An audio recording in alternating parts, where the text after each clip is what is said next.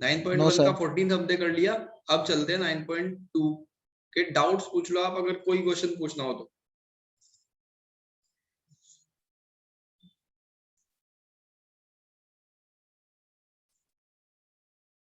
Eighteen तक सबके complete हो गए ना?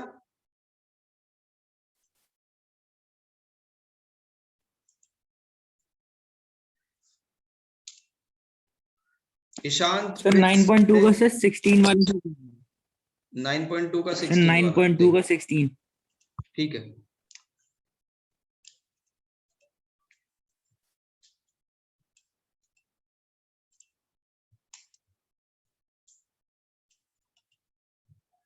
देखो 16 पे टिक कर लेना, इंपॉर्टेंट क्वेश्चन है।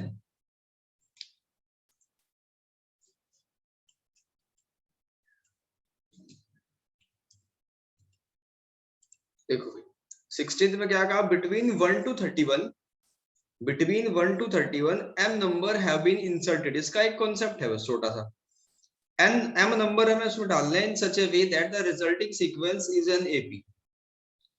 तो स्टार्टिंग का नंबर क्या हुआ 1 और एंडिंग नंबर क्या है 31, और ये इसके बीच में m नंबर पुट कर दिए। ठीक है, जैसे अगर इस तरीका से हो हमारे a1 a2 a3 बहुत सारे नंबर है, अप टू कहां तक है am तक है, ये बीच में हमने इंसर्ट करे और इधर 1 है और इधर 31। सीक्वेंस जो है वो एपी में है and the ratio of 7th term and m-1th term is 5/9। बस यही आपको समझना है। देखो अब ये बताओ इसमें टोटल नंबर ऑफ टर्म कितनी है?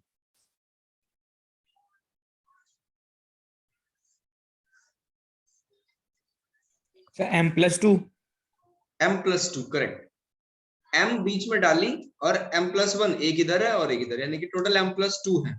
तो अगर मैं एपी के हिसाब से चलूं, क्योंकि मुझे तो टर्म समझ आती है एपी में, a1 a2 a3 a1 इस तरीके से लिखते हैं। तो हमने लिख दिया a1 a2 a3 a4। ठीक है, आगे चलेंगे ऐसे ही। तो आप ध्यान दो, जहां इंसर्टेड नंबर का a1 है वहां इसका a2 है, जहां इंसर्टेड नंबर का a2 है वहां सीक्वेंस के हिसाब से, सीरीज के हिसाब से, प्रोग्रेशन के हिसाब से a3 है, यानी कि एक ज्यादा है। तो जो 7th सीक्वेंस में जो 7th की बात कर रहे हैं ना, AP and the ratio of 7th and m-1 numbers in AP is 5/9, वो एक्चुअल में 8 नंबर है। ठीक है, वो इस तरीके से इंसर्ट करे गए कि उनका 7th, इसका मतलब उनका 7th कहां है, वो 8th नंबर पे है। तो हम यहां क्या लिखेंगे, according to question A 7th का मतलब क्या होगा, ये होगा ए 8th प्लेस पे, और यानी कि एक ऐड करना है। ठीक है, अब m-1th टर्म का क्या मतलब होगा, इसमें भी एक को ऐड करो तो क्या हो जाएगा mth टर्म। यानी आपको ये दिया हुआ है a8 upon am equals to 5/9। बस ये क्वेश्चन यहीं पे खत्म हो गया अगर ये समझ जाओ तो।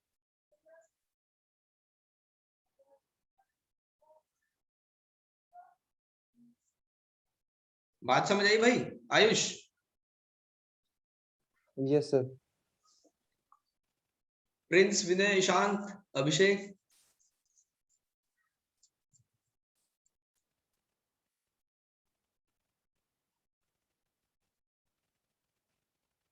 देखो क्वेश्चन को अगर आप ध्यान से पढ़ोगे ना, उन्होंने कहा m number have been inserted in such a way that the resulting sequence is an AP and the ratio, यानी कि ये जो 7th और m-1th टर्म की बात करी है ना, वो पूरी एपी के हिसाब से नहीं करी, सिर्फ इंसर्टेड नंबर का 7th टर्म था वो।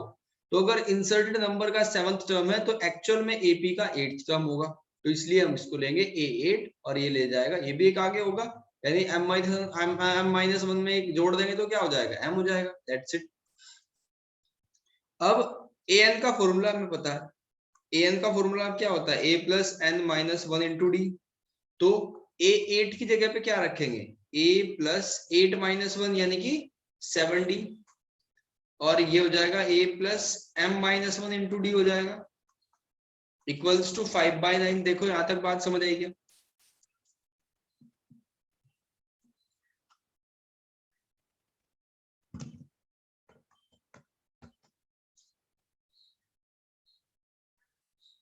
यहां तक क्लियर है? Yes sir. Yes sir. अब एपी को देखो, एपी में पहला नंबर तो आपको पता ही है, ए की वैल्यू, तो ए की वैल्यू डाल दो इसमें। ठीक है, तो ये हो जाएगा 1 प्लस 7d और 1 plus m-1 into d equals to 5/9। यहां तक तो हम पहुंचे, हमें m की वैल्यू निकालनी है। ठीक है, तो और देखो हमें और एक चीज दे रखी है, जब भी कोई रास्ता ना मिले ना तो लास्ट टर्म के पास जाओ, ये कुछ ना कुछ जरूर आपको बताएगी। तो लास्ट टर्म यानी कि L आपको दिया हुआ है 31, और इसका फॉर्मूला क्या होता है, a plus n-1 into d equals to 31। तो जो भी आपको पता है वो इसमें पुट कर दो। a की वैल्यू 1 पता है, ठीक है, और टोटल टर्म इसमें कितनी है, टोटल टर्म है m+2, अभी आपने बताया। तो 1 दूसरी साइड में जाके सब्ट्रैक्ट हो जाएगा, यानी कि मैं लिखूंगा अब इसको 30, और ये 2 - 1 कितना हो जाएगा, m+1 इंटू डी। तो यहां से आप d की वैल्यू निकाल सकते हो। d की वैल्यू कितनी आई, 30/m+1। तो अब हम क्या करेंगे, अब ये जो इक्वेशन है हमारी, इसमें d की वैल्यू भी पुट कर देंगे, m आ जाएगा। देखो पहले क्रॉस मल्टीप्लाई करो, इन दोनों इक्वेशन से ही खेलना है अभी। 9 प्लस 63d और ये 5 प्लस 5m-1 इंटू डी। ठीक है भाई, अब d को रिप्लेस कर देंगे हम, और ये m की वैल्यू यहां से निकल जाएगी। d की जगह क्या रखेंगे, 30/m+1, a plus 63 into 30/m+1, और या थोड़ा सा पहले सिंप्लीफाई करके देख लेते हैं इसे। ये 9 प्लस 63d को एज इट इज लिखो, और ये 5 को एज इट इज लिखो, ये आ जाएगा 5m-5d। ठीक है, dd वाली टर्म एक साइड कर लो, यानी ये इधर चला जाएगा और 5 भी इधर चला जाएगा। ठीक है भाई, तो ये कितना बन जाएगा, 9 - 5 4, और 63 plus 5d 68d equals to 5m। ठीक है, तो यहाँ m की d की वैल्यू पुट कर दो, 4 plus 68 into 30/m+1 equals to 5m। यहां से आप इजीली m की वैल्यू निकाल सकते हो। ठीक है, सिंप्लीफाई करते हैं आगे। किसी बच्चे ने पहले भी कर लिया था क्या ये क्वेश्चन?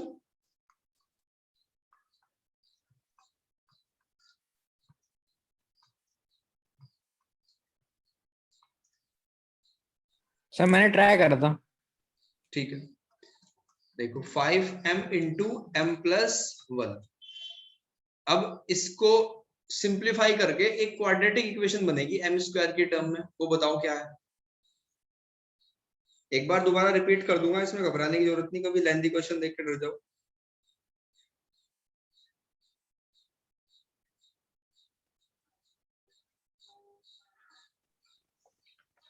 Excuse me sir. हाँ जी, सर इसमें सेकंड लाइन में आपने a plus 63d equals to 5 plus 5m-5d लिखा है। हाँ सर वहाँ पे 5md आना चाहिए, 5md, d की भी तो मल्टीप्लाई है अंदर। हाँ बिल्कुल ठीक है भाई, 5md आएगा ये। तो यहाँ से कैलकुलेशन बदलेगी। सही बात है, ये d हमने स्किप कर दिया, ये तो 4 ही रहेगा, 9 माइनस, और ये 63d, और ये हो जाएगा 5md-5d। ठीक है, ये 68 बन जाएगा, 68, और बाकी सब एज इट इज। तो 4 प्लस 68d इक्वल्स टू, या इसमें वैल्यू पुट कर लो बस। अब 4 को एक साइड रख लो, और 5m इंटू डी की वैल्यू 30/m+1, और माइनस करके 68 इंटू 30/m+1।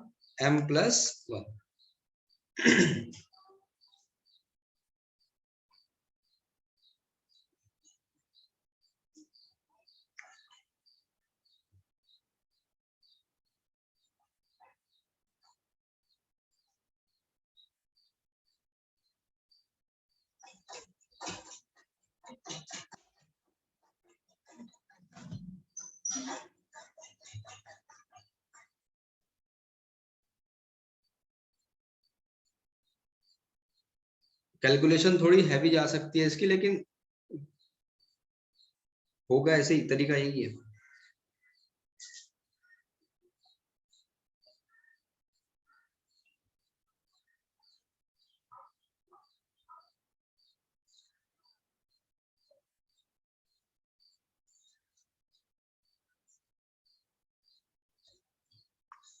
इसका हो जाए वो बताओ, m की वैल्यू स्टार्टिंग। देखो आप एक चीज और कर सकते हो उसमें, भाई दोनों के अपोन में तो बराबर है ना, तो आपको एलसीएम भी लेने की जरूरत नहीं है। ये 30 कॉमन ले लो पहले यहाँ से, और ये आ जाएगा 5m minus 68 upon m plus 1, और इक्वल्स टू में क्या चल रहा है 4, ठीक है ना। इक्वल्स टू में क्या है 4। एक ही स्टेप बचा हुआ है बस आगे। अब क्या करेंगे, इस m प्लस 1 की क्रॉस मल्टीप्लाई हो जाएगी 4 में, तो ये हो जाएगा क्या 4m प्लस 1, और 30 की 5 में होगी, ये हो जाएगा 150m माइनस 30 की 68 में होगी तो 0, 3 8 जा 24, 3 6 जा 18, 2040, और 4m प्लस 4 लिख दो लेफ्ट हैंड साइड को, 4m प्लस 4, ठीक है। अब mm वाली टर्म एक साइड में शिफ्ट कर दो, क्वाड्रेटिक इक्वेशन नहीं बन रही इसमें, ठीक है भाई, वैसे हो जाएगा, यानी कि और भी आसान है। तो 146m, और ये 2040 इस साइड में शिफ्ट हो जाएगा, यानी 2044। अब ये देखो m की वैल्यू कैसे निकालेंगे, 2044 को डिवाइड करेंगे 146 से, तो यहां से आपको m की डायरेक्टली वैल्यू मिल जाएगी। पहले तो 2 से कर दो छोटा करने के लिए इसको, 1022 अपॉन 73। अब डायरेक्टली तो आइडिया नहीं लगा पाएंगे क्योंकि 73 का टेबल कौन ही याद रखेगा, ठीक है। आप इसको डिवाइड करके देख लो डायरेक्ट, 1022 है। अब 1 टाइम चल जाएगा इसमें, ठीक है भाई, करो कैलकुलेशन करो आगे। 1 टाइम चला 73, फिर 12 माइनस ये कितना जाएगा 9 आ जाएगा यहाँ से, तो और यहाँ कितना बचेगा 2, तो 292 आ गया। ये कितनी बार चलेगा इसमें, 4 टाइम चल जाएगा, तो 292 क्वेश्चन आपका खत्म हो गया। बस कैलकुलेशन लेंदी थी, एक बार प्रोसेस को दोबारा समझ लो। हमने क्या करा इसमें, हमने कुछ नंबर इंसर्ट करे, फिर देखा ध्यान से, अरे ये तो m+2 नंबर हो गए इसमें टोटल 14। हाँ जी बिल्कुल सही बात है, 14 आंसर है। और कोई भी क्वेश्चन पूछना हो पूछो।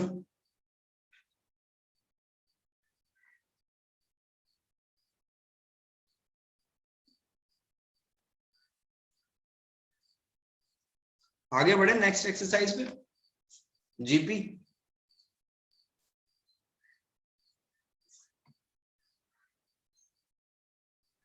Yes sir. ठीक है, अभिषेक लास्ट सारी वीडियो देख लिया आपने?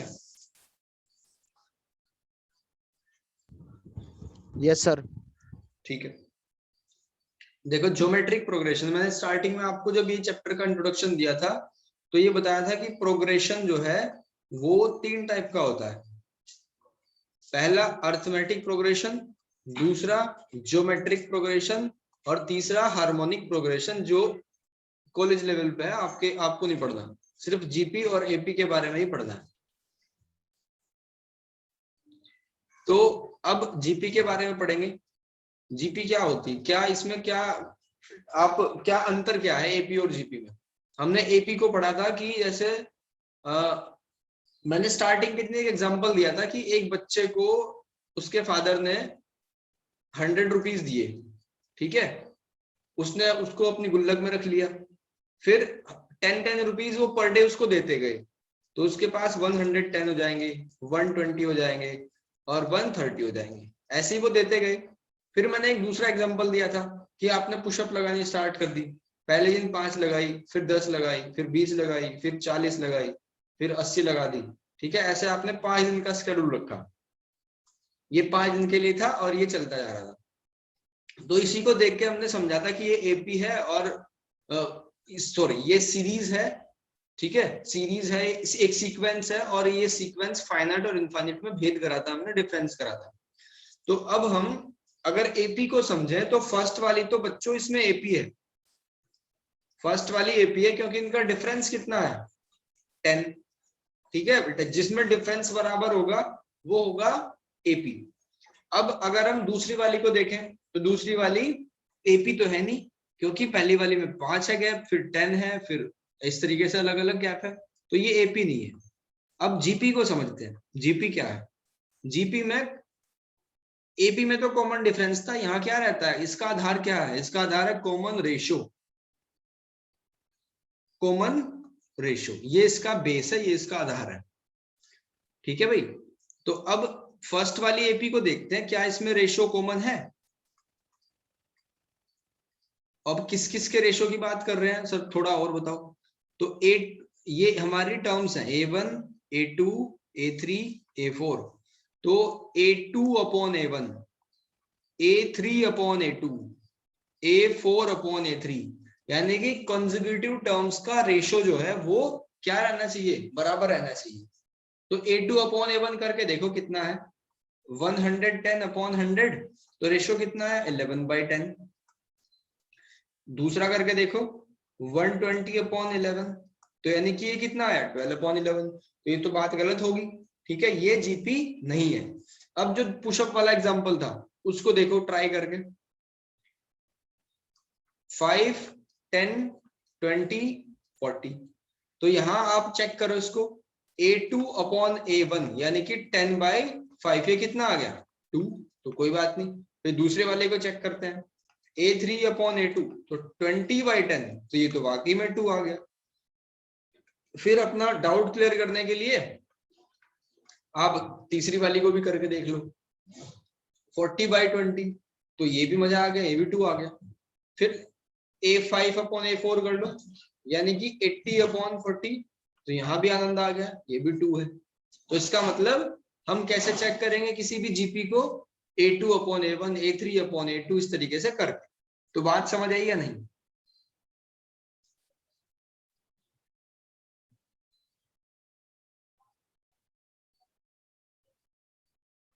Yes sir. ठीक है, अब जैसे एपी में हमारे A1 A2 होते हैं, ऐसे इसमें A1 A2 होते हैं। जैसे एपी में जनरल टर्म हम कैसे निकालते थे, an, यानी कि जनरल टर्म कोई भी term a plus n minus 1 into D करके, ये हमारा जनरल टर्म का फॉर्मूला अगर कोई आपसे पूछे। और सम ऑफ n टर्म कैसे निकालते थे हम, n/2, n/2, 2a plus n minus 1 into D करके। अब सिमिलरली हम जीपी में पढ़ेंगे, जीपी में मान लो A1, A2, A3 up to ये टर्म है an तक, तो इसमें क्या होगा, an क्या होता है a r की पावर n माइनस 1, ठीक है, ये है इसके n टर्म का फॉर्मूला। देखो समझ आया क्या ठीक है भाई, an का फॉर्मूला क्या है, a r की power n minus 1, which is general term of GP. याद रहेगा, एक बार बोल के देखो, a r की पावर n माइनस 1।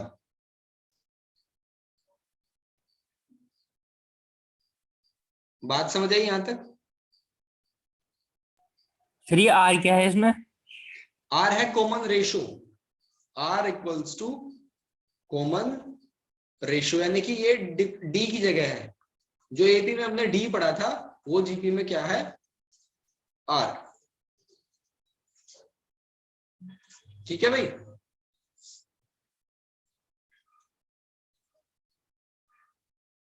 अब आपको अगर पहली टर्म निकालनी है, किसी जीपी की पहली टर्म निकालनी है, तो n की जगह क्या आएगा, मैं पहली बोल रहा हूं यानी कि फर्स्ट, n for 1, तो ये आ जाएगा a1 equals to a r की पावर 1 माइनस 1, तो ये क्या आ जाएगा a r की पावर 0 यानी कि a तो फर्स्ट टर्म क्या है a।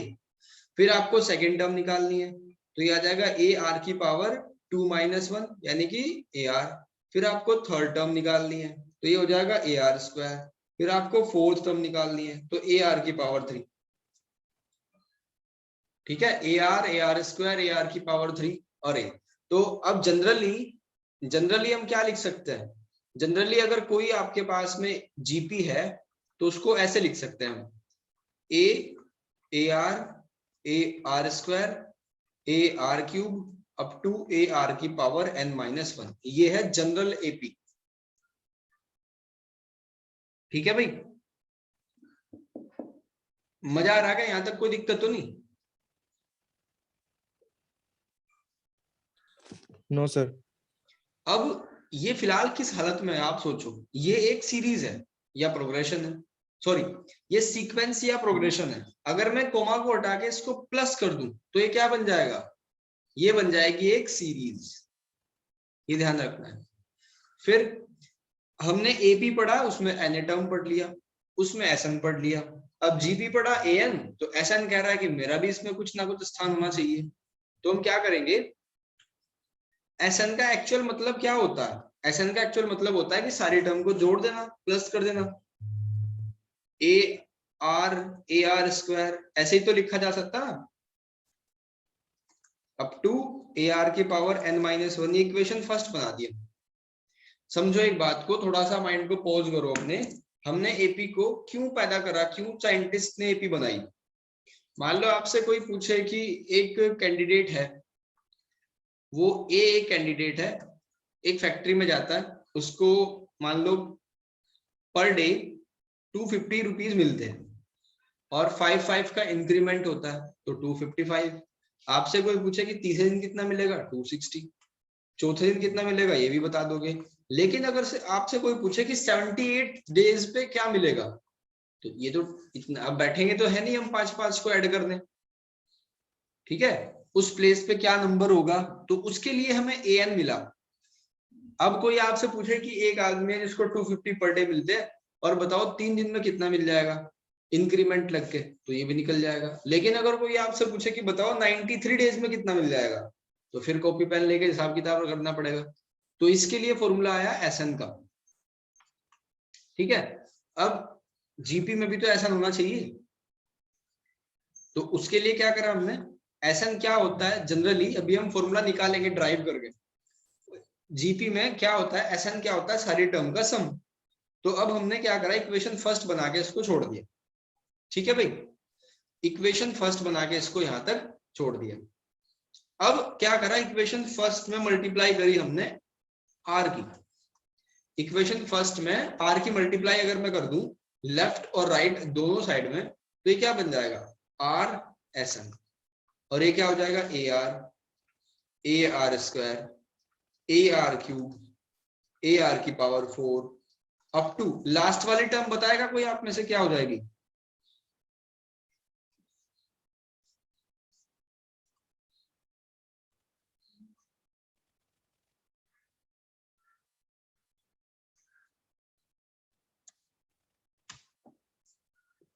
हाँ जी, लास्ट वाली टर्म क्या हो जाएगी?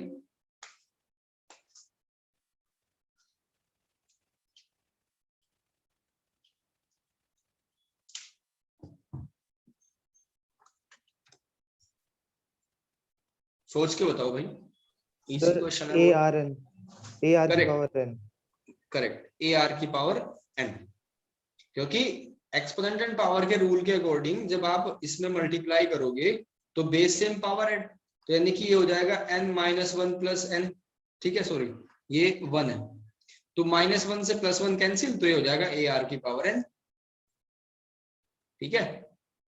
अब देखो, अब हमने क्या करा, इक्वेशन सेकंड को फर्स्ट में से सब्ट्रैक्ट कर दिया, यानी जो हमारी इक्वेशन सेकंड है इसको ऐसे लिख दिया फर्स्ट माइनस सेकंड, ठीक है भाई?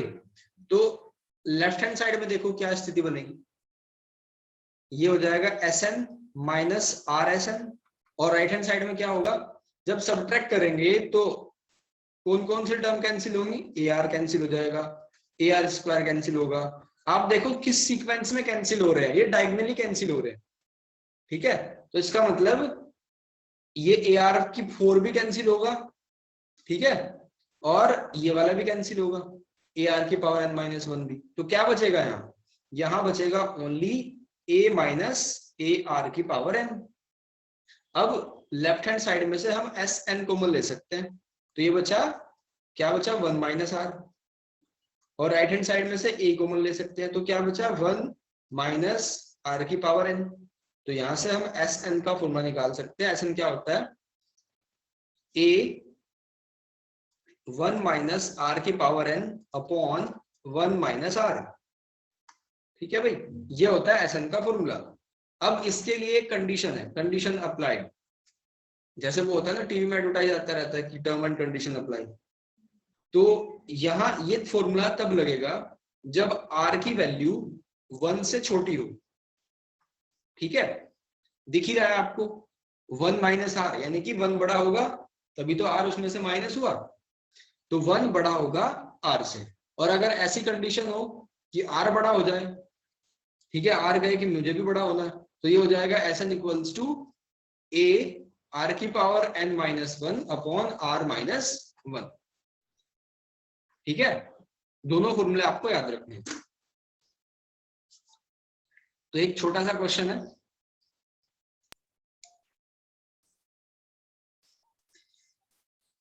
चलो डायरेक्ट एक्सरसाइज पे ही चलते हैं।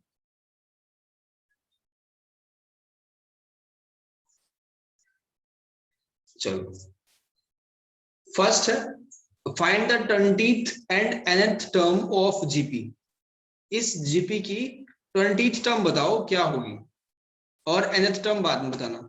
सबसे पहले मुझे बताओ इस एपी में, सॉरी जीपी में ए की वैल्यू क्या है और आर की वैल्यू क्या है, तभी तो निकालेंगे ना हम।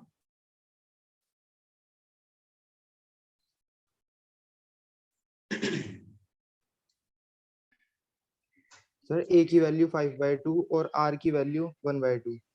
करेक्ट, ए जो सामने पहले नंबर पे लिखा हुआ है 5/2, और आर क्या है, दूसरी वाली टर्म का फर्स्ट वाली टर्म के साथ में रेशियो कर दो, तो ये कितना आ जाएगा 1/2।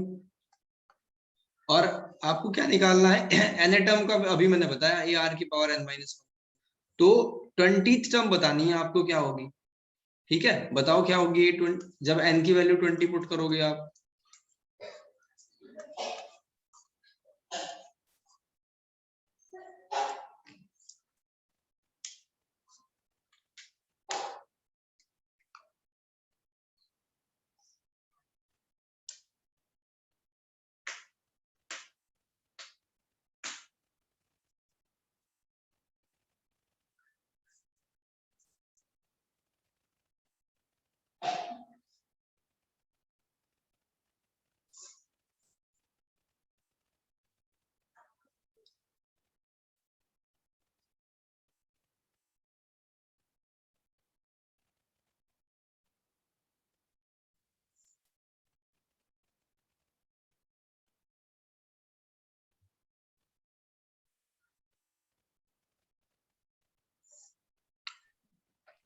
बहुत कम टाइम सर में देखो 20th term, sir 20th 20th term term पे कितनी, आ रही है हाँ 5/2 इंटू 1/2 की पावर 19। करेक्ट। अब देख एक चीज करना आप इसमें बच्चों, ये 19 है ना, पावर 20 माइनस 1 19 हो जाएगी। इसको सोल्व करने मत बैठ जाना, कभी एग्जाम में कैलकुलेट ही करते रह जाओ। जीपी में विशेष रूप से ध्यान रखना है आपको, कैलकुलेशन बड़ी हो सकती है। ठीक है, तो अगर इस टाइप की भयंकर टाइप इक्वेशन हो तो उनको सोल्व मत करना, उनको यही छोड़ देना आप। नेक्स्ट nth टर्म पूछिए इसकी, तो nth टर्म के लिए क्या करेंगे, ए एन इक्वल्स टू बस ए और आर की वैल्यू रख के बैठ जाएंगे। ए की वैल्यू है 5/2 और आर की वैल्यू कितनी है 1/2 की पावर n माइनस 1, बस यही आंसर आ गया, आसान ही है बहुत। फिर सेकंड क्वेश्चन देखो आप, find the 12th term of GP जिसकी 8th टर्म 192 हो और कॉमन रेशियो, यानी आर की वैल्यू 2 दे रखी है और ये कहा कि ए 8th इक्वल्स टू 192 है, बिल्कुल वही फील आएगा एपी वाला ही। और ये पूछा है हमसे A12, तो जो पहली दो कंडीशन है, आर की वैल्यू 2 दे रखी है, आपको जब तक ए की वैल्यू नहीं निकलेगी तब तक होगा ही नहीं काम, तो इससे आप ए की वैल्यू निकाल दो। A8 में जब एन टर्म का फॉर्मूला लगेगा ये वाला, तो क्या होगा, ए पता ही नहीं है, हमें निकालना है R2 8 माइनस 1, ठीक है, n माइनस 1, यानी कितना हो जाएगा 7 इक्वल्स टू 192। ठीक है, यहां से ए की वैल्यू निकाल के बताओ मुझे।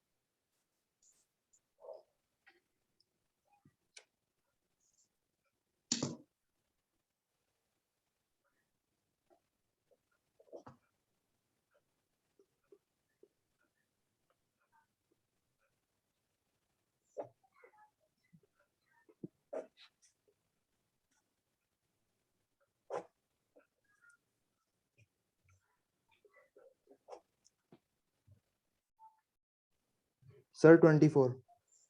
24, तो हमने ए निकाल दिया, ए आ गया हमारा 24। ओके, तो A12 निकालना है। A12 के लिए क्या होगा, ए की वैल्यू 12 और आर तो सेम है, n माइनस 1 यानी कि 12 माइनस 1, तो यह आ जाएगा 24 और की इंटू 2 की पावर 11। ठीक है, आप इसको यही छोड़ दो। बात समझ आई भाई? Yes sir. चलो अब देखो question number 3, fifth, eighth and qth term of GP are P Q and S respectively show that Q square equals to P S. बहुत ही मजेदार क्वेश्चन है, तो आप इसको करना स्टार्ट करो। टाइम लो 1-1.5 मिनट का। अगर आपको लग रहा है आगे चले तो ठीक है, नहीं तो मैं बताता हूँ।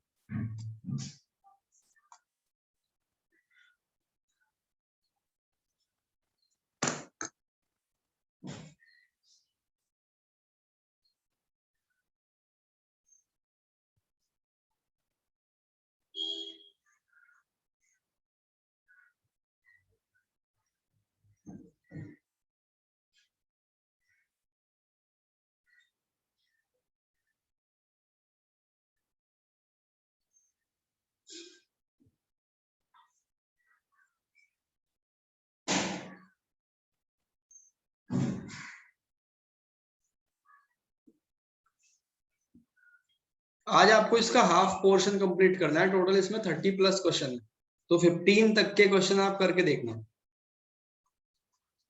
कुछ तो मैं कराऊंगा अभी।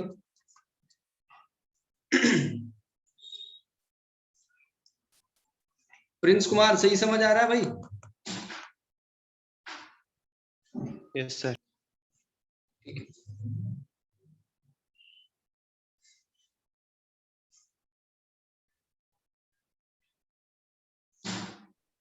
सर हो गया। बहुत बढ़िया। एक बार सबको शॉर्ट में एक्सप्लेन कर दो कैसे हुआ। सर इसमें पहले हमें ए एन का फॉर्मूला लगाना है जीपी वाला, फिर ठीक उसके है। बाद उसमें हमें जैसे A50 की दो वैल्यू सर पी दे रखी है, A8 क्यू दे रखी है और A11 की 2 हाँ। दे रखी है। इनकी जो वैल्यू रखी जाएंगी जीपी वाले फॉर्मूले से, वो ए एन हाँ के फॉर्मूले से, तो ए जी। आर की पावर 4 और फिर सर क्यू की ए आर की पावर 7 और करेक्ट। एस की ए आर की पावर 10। फिर सर करेक्ट। जो हमें प्रूफ करने के लिए दे रखा है q square equal to P s, इसका एल एच एस और आई एच एस ले लेंगे सर। पहले हाँ हम एल एच एस प्रूफ कर एल एच एस की वैल्यू रखेंगे, करेक्ट। क्योंकि हमारे पास है ए आर की पावर 7 के स्क्वायर कर देंगे। बिल्कुल। फिर आर एच एस सॉल्व करेंगे सर हम। फिर ए ठीक है। आर की पावर 4 इंटू ए आर की पावर 10, फिर ए बहुत स्क्वायर बढ़िया। Of base same power add. बिल्कुल।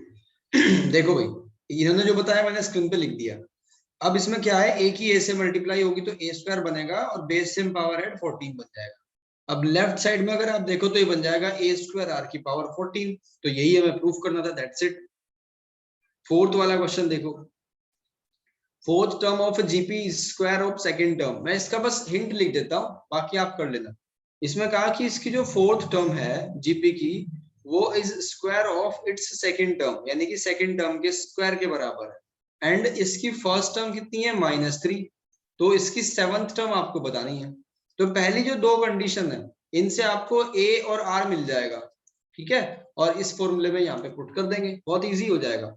अब फोर्थ हो गया। इसके बाद fifth, which term of following sequence, समझा के छोड़ दूंगा, बाकी करना आपको ही है भाई। क्लास एंड होने के बाद ना दूसरी मीटिंग स्टार्ट होगी, ठीक है, इसके तुरंत बाद दूसरा लिंक मिल जाएगा आपको, तो कनेक्ट करना और दोबारा पढ़ेंगे, हम आगे के क्वेश्चन कंटिन्यू करेंगे। इसमें कहा which term of AP sequence, देखो इसमें ये कहा कि कौन से नंबर पे होगी 128 इसमें। तो हमें देख के पता चल रहा है कि a की वैल्यू 2 है और लास्ट टर्म यानी कि an कितनी है इसमें, ये है 128। और r हम क्या निकाल सकते हैं, r आ जाएगा √2।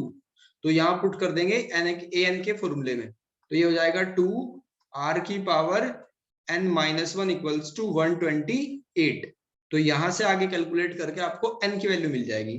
कैसे, ये 2 चला जाएगा यहाँ पे डिवाइड में, तो √2 की पावर n-1 इक्वल्स टू 64।